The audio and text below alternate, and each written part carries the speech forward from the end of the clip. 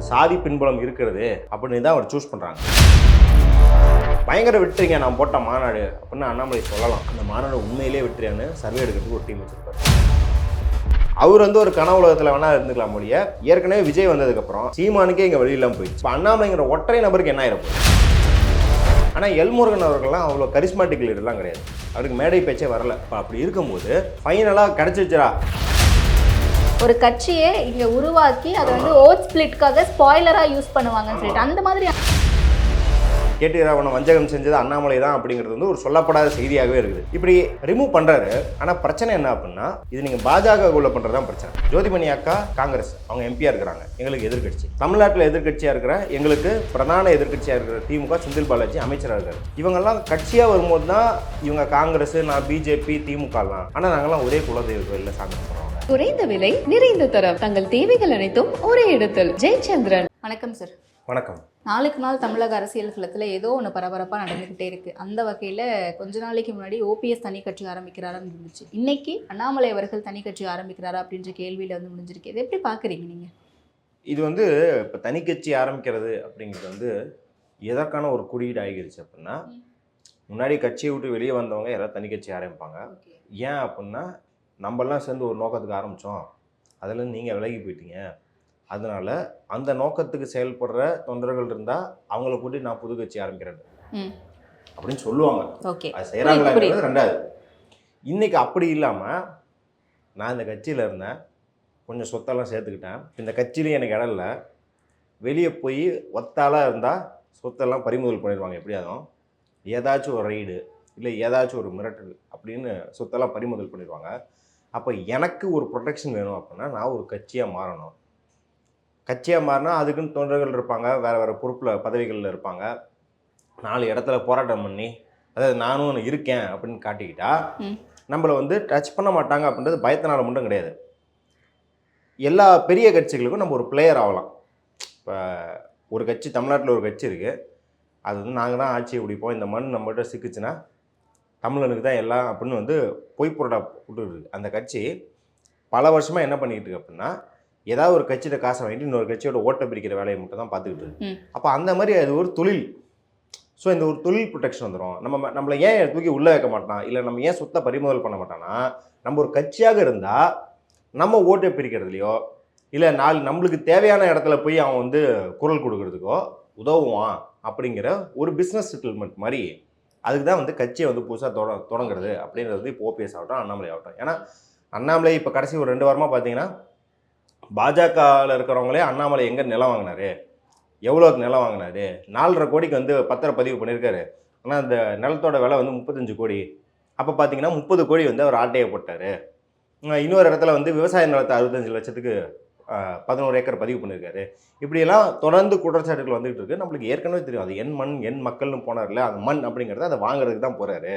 எல்லா இடத்துலையும் வசூலை போடுறதுக்கு தான் அந்த யாத்திரை நடந்திருக்கு, நம்மளுக்கு எல்லாத்துக்குமே தெரியும். ஸோ இதெல்லாம் எப்படி பாதுகாத்துக்கிறது? ஏன்னா அண்ணாமலை உள்ளே வந்ததுன்னு பார்த்தீங்கன்னா, பாஜகவுக்கும் சரி அவருக்கும் சரி ஒரு நலன் இருந்தது, ஒரு மியூச்சுவல் நலன். என்ன அப்படின்னா, பாஜக ரொம்ப காலமாக தமிழ்நாட்டு மக்கள்கிட்ட அந்நியப்பட்டே இருக்குது. அதுக்கு முக்கியமாக அவர்கள் தலைவர்களாக முன்னிறுத்துபவர்கள் யாருமே தமிழர்களுக்கு ரிலேட்டபிளான, அதாவது ரொம்ப உகந்த அந்நியப்படாத மொழியில் பேசுவது கிடையாது. அது இலகணேசன், ஹெச் ராஜா, நாராயண் திருப்பதி யாராக இருக்கட்டும், ஒரு பிராமண பாஷையில் தான் பேசுகிறாங்க. இலகணேசன்லாம் இத்தனைக்கும் பயங்கரமான தமிழ் ஆர்வலர், நல்ல தமிழ் பேசக்கூடியவர் தான். ஆனால் அவர் பேசும்போதே கூட அது வந்து இந்த பிராமண மொழிங்கிறது கிடையாது. நீங்கள் எந்த பிரச்சனையை அட்ரஸ் பண்ணுறீங்க, அது எந்த மாதிரி அட்ரஸ் பண்ணுறீங்க அப்படிங்கிறது வந்து அந்நியப்பட்ட மாதிரி இருந்துச்சு. அதை அவங்க உடைக்கிறதுக்கு தான் வந்து அக்கா தமிழிசை அவர்கள், எல்முருகன் அவர்கள்லாம் ட்ரை பண்ணிட்டே இருக்காங்க, இதை உடைச்சி நம்மளும் மக்களுக்கு ரிலேட்டபிள் ஆகணும். ஆனால் எல்முருகன் அவர்கள்லாம் அவ்வளோ கரிஸ்மாட்டிக் லீடர்லாம் கிடையாது. அவருக்கு மேடை பேச்சே வரல. அப்போ அப்படி இருக்கும்போது ஃபைனலாக கிடச்சிச்சா? இந்த விஜயகுமார் வந்து சிங்கம் படத்தில் சூர்யா சொல்லுவார், இத்தனை நாளாக நீ எங்கேயா இருந்த, கையை கொடு அப்படின்னு வரல. அந்த மாதிரி ஒரு சிங்கம் வந்து சிக்கனது தான் வந்து அண்ணாமலை. எங்கே இருக்கார், ரிலேட்டபிளாக இருக்கார், நம்ம பக்கத்து வீட்டு பையன் மாதிரி இருக்கார். பேசுகிறதும் வந்து இந்த திராவிட கட்சிகள், காங்கிரஸ் இல்லை விசிகா, இந்த இடத்துல இருக்கிறவங்களோட மொழி என்னவோ அந்த மொழியை பேசுகிறாரு. அந்த மாதிரி தகவல் தரவுகள் அப்படி பேசுகிறது கிடையாது, ஆனால் அந்த மொழியில் பேசுகிறாரு அப்படின்றது வந்து ஒரு ஜாக்பாட்டாக இருந்தது பாஜக. அதனால தான் சொன்ன மாதிரி பாஜகக்கான பாப்புலாரிட்டி இன்க்ரீஸ் ஆச்சு. நிறைய பேர் அரசியலே தெரியாத சின்ன பசங்களாம் அவர் யங்ஸ்டராக இருக்காரு, அதனால நாங்கள் பாதிக்கிறோம், அவர் ஐபிஎஸ்ஸாக இருந்திருக்காரு, அவர் கர்நாடகாவை அலற விட்டு இப்போ தமிழ்நாட்டுக்கு வந்திருக்காரு இப்படின்ற மாதிரியான ஃபேன்ஃபேர்லாம் பார்த்தோம். அண்ணாமலைக்கு என்ன அப்படின்னா தனக்குன்னு ஒரு கட்சி, இப்போ பாருங்க அவர் வந்து எப்போ பார்த்தாலும் குடும்ப அரசியலுக்கு எதிராக பேசினார். ஓகே. கூட்டணி வச்சதெல்லாம் யாருன்னு பார்த்தீங்கன்னா ராமதாஸ் பையன் அன்புமணி ராமதாஸோட, ஜிகே மூப்பனார் பையன் ஜிகே வாசனோட, இப்படி ஃபுல்லாக குடும்பம் தான் அவரே வச்சுக்கினார். டிடிவி யார், டிடிவியும் சொந்தக்காரங்க. இப்போ அவரே பார்த்தீங்கன்னா ஒரு நெப்போட்டிசம் தான். ஏன்னா அவர் பாஜக வந்து கடைநிலை தொண்டனாக சேர்ந்து பகுதி செயலாளராகி ஒன்றிய செயலராகி மாவட்ட செயலராகி மேலே வரல. நேராக வந்தோடனே அவருக்கு வந்து துணை செயலாளர் கொடுத்தாங்க, அப்புறம் செயலர் ஆக்கிட்டாங்க, மாநில தலைவர் ஆகினாங்க. ஸோ அப்போ அவருக்கு இருக்கிற ஒரு ப்ரிவிலேஜ் அவர் ஏன் வந்து சேர்த்தாங்க அப்படின்னு வந்து மோடி அவர்கள் சொல்கிறார், நான் சொல்ல. டிவியில் ஹரிஹரன் மற்றும் அசோக்வர்தன் வந்து இன்டர்வியூ எடுத்தாங்க. அதோட டப்பிங், தமிழ் டப்பிங் இன்னும் அஃபிஷியல் யூடியூப் சேனல் இருக்குது, போய் பாருங்கள். ஏன் அண்ணாமலையை தேர்ந்தெடுத்தீங்க அப்படின்னா படித்த இளைஞர், துடிப்பானவர், நல்ல சாதி பின்புலத்தை சேர்ந்தவர் அப்படிங்கிறது மோடி. அப்போ ஒரு சாதி பின்புலம் இருக்கிறது அப்படின்னு தான் அவர் சூஸ் பண்ணுறாங்க. ஏன்னா வந்து அப்பத்திய ப்ராஜெக்ட் என்னென்னா நீங்கள் அதிமுகவை உடைச்சி பாஜக அதை விழுங்கணும், அதுதான் வந்து ப்ராஜெக்டாக இருக்குது. இன்னொன்று செந்தில் பாலாஜி அவர்கள் அந்த கொங்கு மண்டலத்தில் பயங்கர ஸ்ட்ராங்காக இருக்கார், அதை எப்படியா உடைக்கணும், அதை அவரை வந்து இடி ரைடு விட்டு ஸ்குவீஸ் பண்ண பார்த்தீங்க. இன்னொரு பக்கம் அண்ணாமலை ஓப்பனாக அவரும் ஒத்துக்கிறாரு, அதுதானே ஒத்துக்கிறாரு. என்னென்னா ஒரு இன்டர்வியூவில் சொல்கிறாரு, ஜோதிமணி அக்கா காங்கிரஸ் அவங்க எம்பியாக இருக்கிறாங்க, எங்களுக்கு எதிர்கட்சி. தமிழ்நாட்டில் எதிர்கட்சியாக இருக்கிற எங்களுக்கு பிரதான எதிர்கட்சியாக இருக்கிற திமுக செந்தில் பாலாஜி அமைச்சராக இருக்கார். இவங்கெல்லாம் கட்சியாக வரும்போது தான் இவங்க காங்கிரஸ், நான் பிஜேபி, திமுகலாம், ஆனால் நாங்கள்லாம் ஒரே குலதெய்வ கோயிலில் சாமி கும்பிட்றவங்க அப்படின்னு சொல்கிறார்.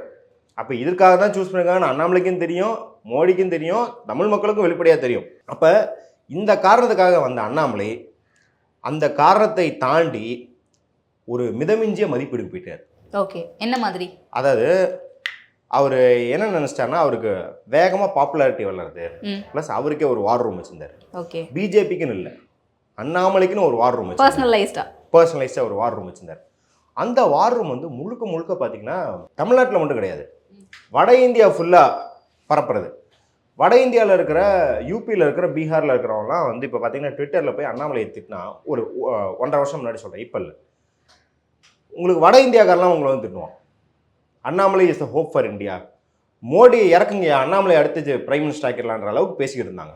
ஓகே, அவ்வளோ எக்ஸ்ட்ரீமாக நீங்கள் இல்லை, ஒன்றும் இல்லை. இந்த சாய் தீபக் மாதிரி ஆட்கள், சாய் தீபக்ன்ற ஒரு ரைட் விங் இன்டெலெக்சுவல்ஸ் இருக்கிறார். அவர் இன்டெலெக்சுவலாக கிடையாது, ரைட் விங் தற்கொலை.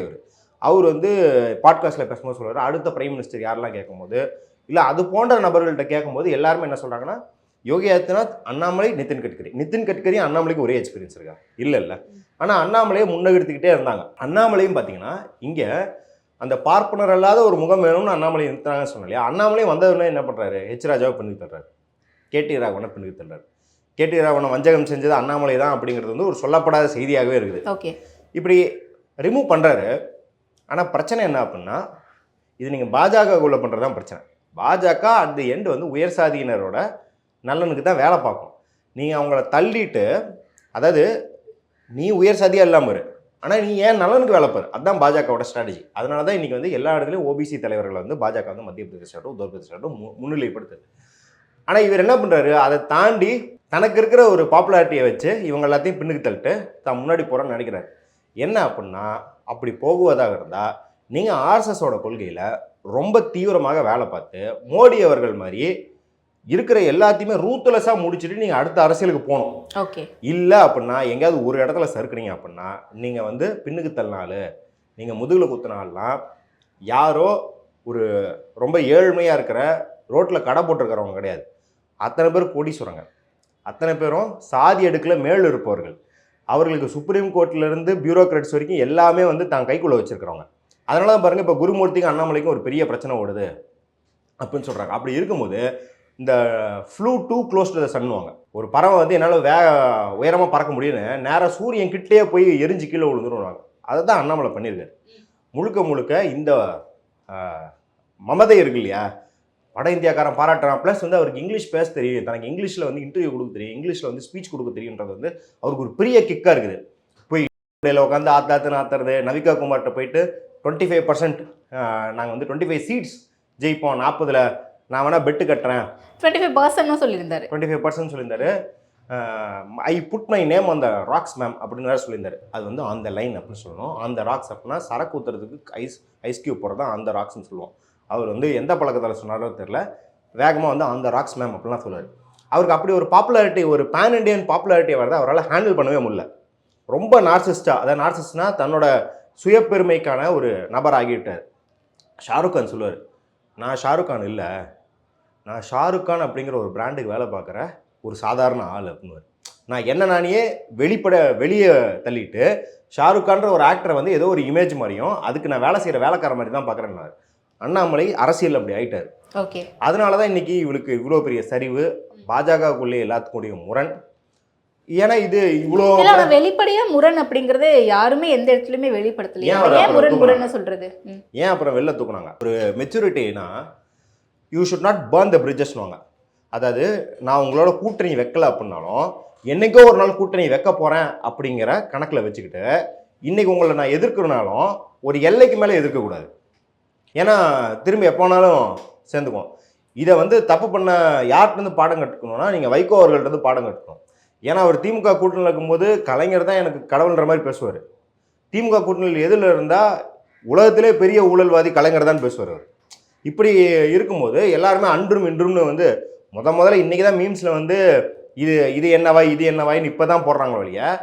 டிவி ஆரம்பித்த காலத்திலே வந்து அம்பலப்படுத்திய ஆள் வந்து யாருன்னு பார்த்தா வைகோ அவர்களை தான் இன்றும் என்றும். அப்போ ஆனால் இன்றைக்கி நீங்கள் திருமாவர்களோ இல்லை இன்னும் கொஞ்சம் நேர்த்தியான தலைவர்கள்லாம் பார்த்தீங்கன்னா யாரையுமே வந்து ஒரு எல்லைக்கு மேலே போய் தாக்க மாட்டாங்க. ஏன்னா அரசியலில் கூட்டணி அப்படிங்கிறது நிரந்தரம் கிடையாது அப்படிங்கிறது எல்லாத்துக்குமே தெரியும். ஆனால் அண்ணாமலை பாருங்கள், அதிமுகவிட்டேருந்து கூட்டணி முறியும் போது நான் ஒன்றும் தவழ்ந்து போய் பதவி வாங்கின தற்குறி இல்லை அப்படின்னு எடப்பாடி பேசுகிறார்.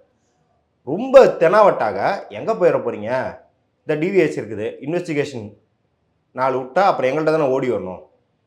ஒரு 32 வருஷம் தான் ஒரு மாநிலத்தில் ஆட்சி பண்ண கட்சியை அவங்க தலைவர்கள் இப்போ வந்து கோழைகளாக இருக்கட்டும், விலை போனவர்களாக இருக்கட்டும், பக்கற்றவர்களாக இருக்கட்டும், ஆனால் இந்த தமிழ் மக்களுக்குன்னு ஒரு மரியாதை இருக்குல்ல, இத்தனை முறை தேர்ந்தெடுத்திருக்காங்க அப்படின்னு. அப்போ அதை பேசும்போது கொஞ்சம் மரியாதையாக பேசணும் ஒரு அரசியல் தலைவர். இது எதுவுமே இல்லாதனால தான் இன்றைக்கி அவர் ஒரு நிர்கதியாக நிற்கிறாரு. யார்கிட்டையும் சப்போர்ட் கிடைக்காம. அப்போ புது கட்சி ஆரம்பித்தா தான் நம்ம பிழைக்க முடியும். நான் முன்னாடியே சொன்ன மாதிரி நம்ம போட்ட வசூல் வேட்டையெல்லாம் பாதுகாக்கிறதுக்கு இது மட்டும்தான். அவர் இன்னும் அந்த முடிவு எடுத்திருக்காரான்னு தெரில. அப்படி யோசிக்கிறதுக்கு இதுதான் காரணமாக இருக்கலாம். ஆனால் இன்றைக்கி நீங்கள் புது கட்சி அப்படின்னு ஆரம்பிச்சோன்னா எங்கேயும் வண்டி ஓட்ட முடியாது. நம்ம தாவேக்கா வந்த போதே அதான் சொன்னோம். ஆல்ரெடி அவருக்கு வந்து ஒரு ஃபேன்ஸ் விங் ஒன்று ஆரம்பிச்சிருக்காங்க சேலம்ல, நிறைய ஆதரவாளர்கள் இருக்கிறத பார்க்க முடியுது. அப்போ ஒரு கட்சி ஆரம்பிக்கிறது அப்படிங்கிறது அவருக்கு பாசிட்டிவாக வரும்னு எதிர்பார்க்க. டிஜிட்டல் மார்க்கெட்டிங்கில் ஒரு 2 லட்ச ரூபா 3 லட்ச ரூபா செலவு பண்ணிங்கன்னா இப்போ அபர்ணா கூட வந்து ஃபேன்ஸ் கிளப் எங்கள் ஊரில் நான் என் ஊர் சேலம் தான், நான் 2 லட்ச ரூபா கொடுங்க, நான் ஆரம்பிச்சு கொடுக்குறேன் உங்களுக்கு. ஸோ அது பிரச்சனை கிடையாது. இப்போ ஃபேன்ஸு விஜய் அவர்களே சொல்லும் போது என் விஜய் அவர்களுக்கு இருக்கிற ஃபேன்ஸாக இருக்குது அண்ணாமலைக்கு. அவர் தமிழ்நாடு தாண்டி கேரளா கர்நாடகாலாம் ஃபேன்ஸ் இருக்குது விஜய்க்கு, பீகாரில் கூட ஃபேன்ஸ் இருக்குது விஜய்க்கு. இப்போ ஃபேன்ஸுங்கிறது பிரச்சனை இல்லைங்க, ஒட்டுமொத்த தமிழ்நாடே கூட உங்களுக்கு தான் ஃபேன். யார் எந்த ஆக்டரும் எங்களுக்கு பிடிக்காதுங்க அப்படின்னு கூட எழுதி வேணால் கொடுத்துட்டோம். அப்படி இருந்தால் கூட பத்தாதுங்கிறேன். ஏன்னா எம்ஜிஆர் வந்து ஃபேன்ஸ்னால மட்டும் வரலை.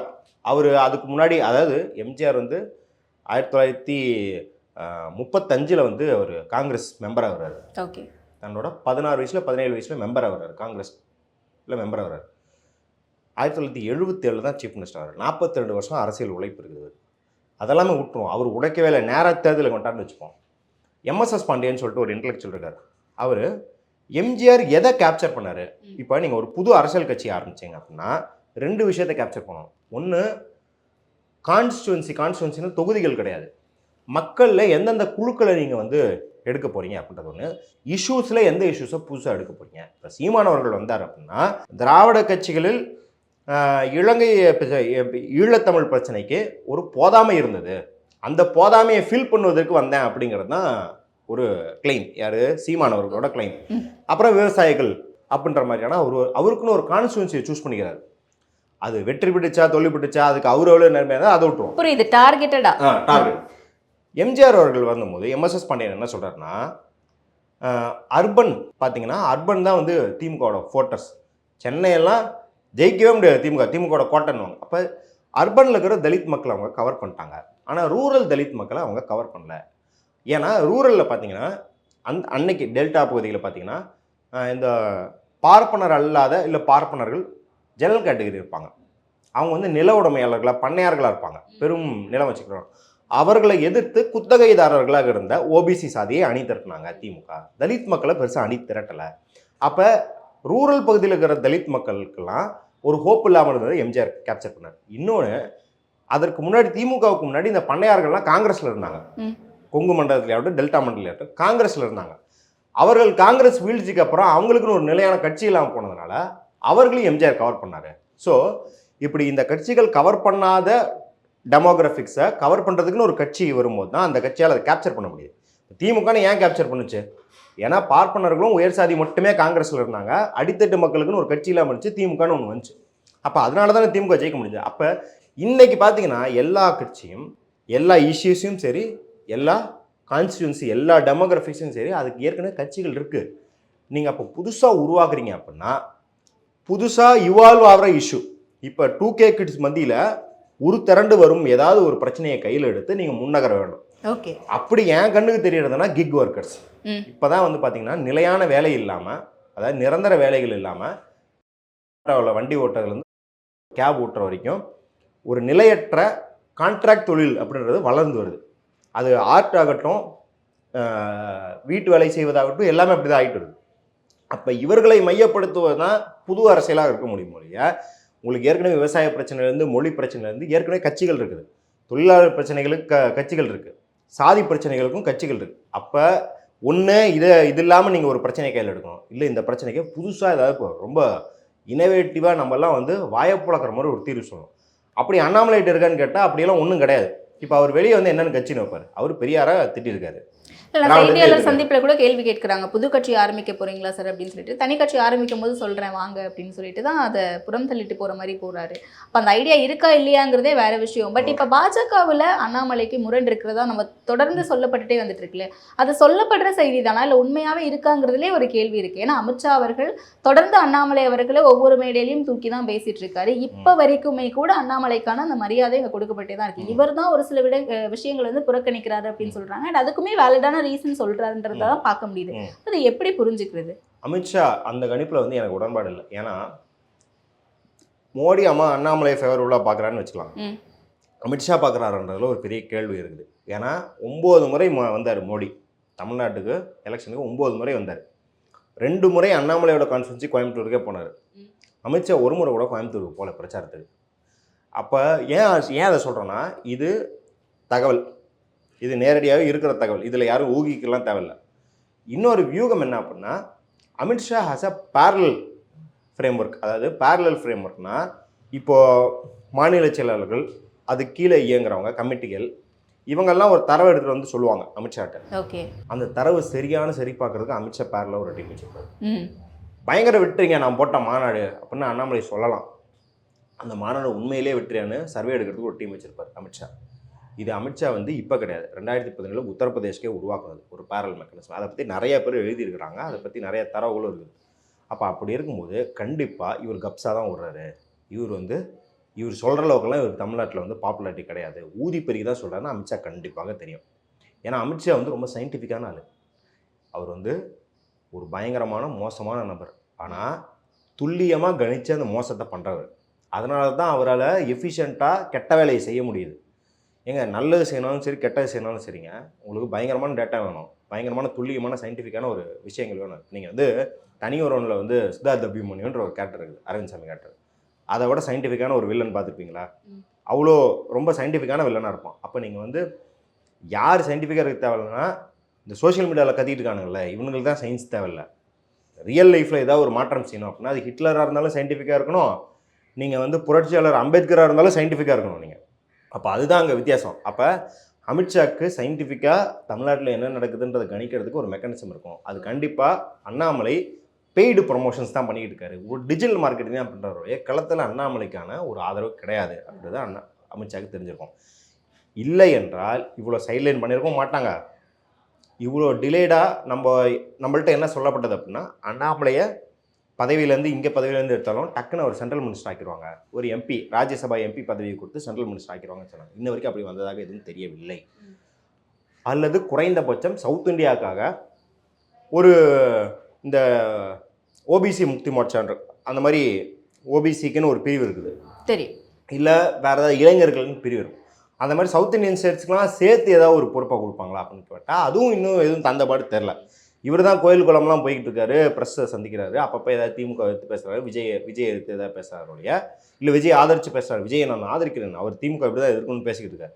அப்படி இருக்கார் ஒழிய அரசியலாக எந்த நகரவுமே கிடையாது, சாட்டையிலலாம் அடித்து பார்க்க விட்டாங்க அப்படியும் கூட ஒன்றும் வரல. அப்படின்னும்போது அண்ணாமலைக்கான இந்த லைஃப் ஸ்பேன் இருக்கு இல்லையா, அது அப்படியே கொஞ்சம் கொஞ்சமாக மங்கிட்டு வருது அப்படின்றத நம்ம பார்க்கலாம். அவர் மேபி இங்கே 2026 எலெக்ஷன் வரப்போது அதுக்காக கூட அண்ணாமலையை ஹோல்ட் பண்ணி வச்சிருக்கலாம்ல. எந்த பொறுப்பு ஹோல்ட் பண்ணி என்ன பண்ண போறீங்க? அவரை அரவக்குறிச்சியில் நிற்க வச்சாச்சு, கோயம்புத்தூரில் நிற்க வச்சாச்சு, ரெண்டுலேயும் படுதோல்வி.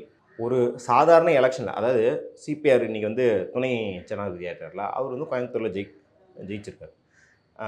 இந்த திருப்பூர் கோயம்புத்தூர் ஏதோ ஒரு கான்ஸ்டியூன்சி ஜெயிச்சிருக்காரு.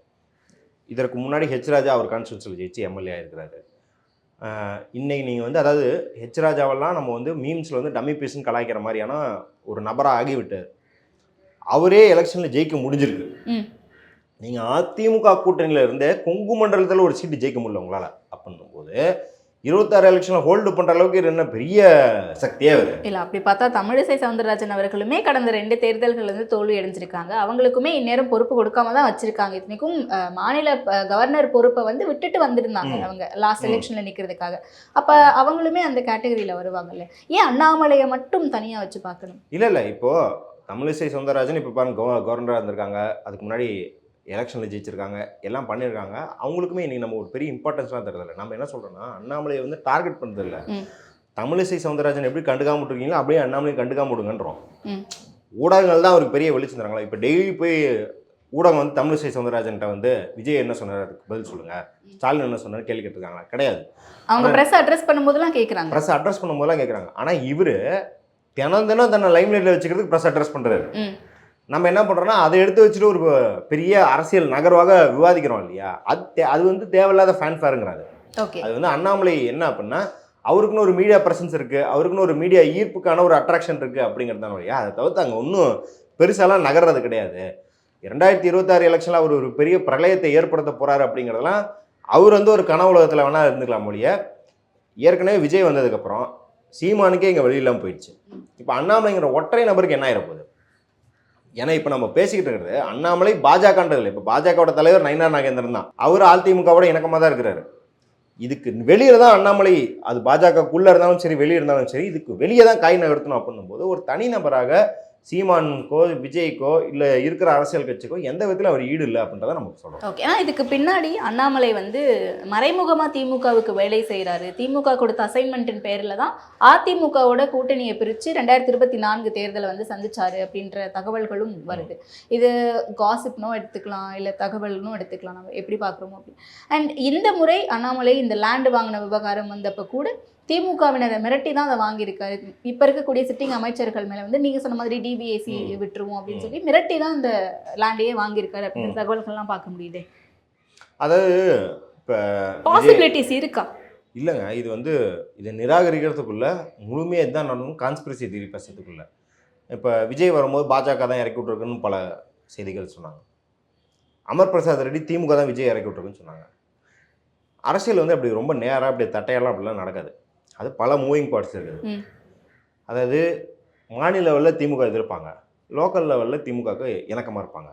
இந்த மாதிரி பல நகர்வுகள் இருக்கும். இப்போ அங்கே வந்து 30 கோடி அண்டர் ப்ரைஸ் பண்ணி ரெஜிஸ்டர் பண்ணியிருக்காருன்னா அங்கே இருக்கிற திமுக காரங்களுக்கோ அதிமுக காரங்களுக்கோ தெரியாமையாக இருக்கும்.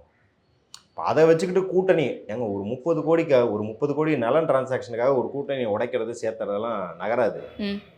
அப்படி பார்த்தா அதிமுக விஜய் கூட்டணி என்னைக்கோ இல்லை, தனி கட்சி ஆரம்பிக்கிறாருன்னா அதுக்கு ஒரு ஃபண்டிங் வேணும்ல. அந்த ஃபண்டிங்க்கு எல்லாத்துக்குமே திமுக ஹெல்ப் பண்ணுறதுக்கான பாசிபிலிட்டிஸ் இருக்குது. நீங்கள் ஆரம்பத்தில் முதல் கேள்விக்கு ஒரு பதில் சொன்னீங்கல்ல, ஒரு கட்சியை இங்கே உருவாக்கி அதை வந்து ஓட் ஸ்பிளிட்காக ஸ்பாய்லராக யூஸ் பண்ணுவாங்கன்னு சொல்லிட்டு அந்த மாதிரி அண்ணாமலை யூஸ் பண்ண வாய்ப்பு. அதான் சொல்கிறேன், அந்த மாதிரி இருக்கிற கட்சிகள் ஒரு கட்சிக்கு செயல்பட மாட்டாங்க.